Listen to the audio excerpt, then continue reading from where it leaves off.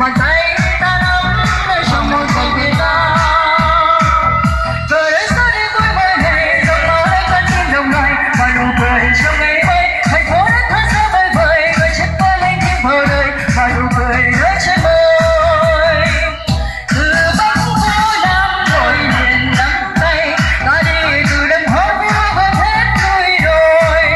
Cơn mưa treo leo tay ta bước đèo, từ quê nhà đến nắm tay nơi này. Vì say sông ngân nơi trong một vòng địa đen.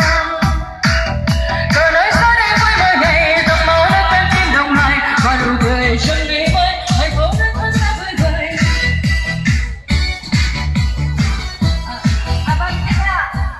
Tiếp là bé họ sờ hồ bát à, hồ vô bé.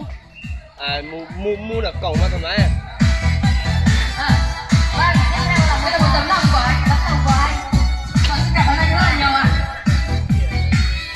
Và nụ cười ở trên môi. Có lúc chết số san到底họ sờ hồ bát à.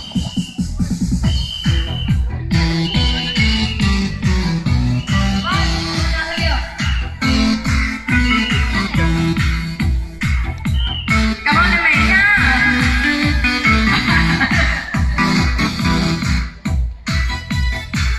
Dòng máu đã cất tim đồng loài trong ngày mới. Thành phố đã thật xa vời vợi, người chết qua lên thêm vào đời và nụ cười rơi trên môi.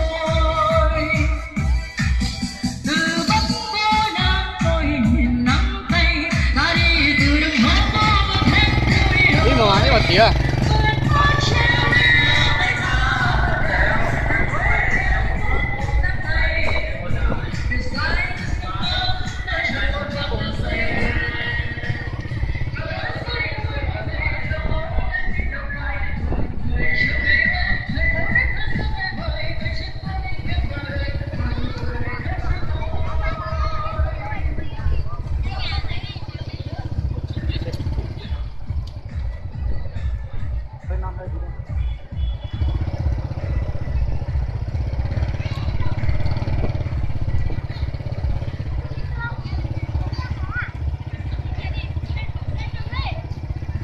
Chẳng có thương làm đâu ấy.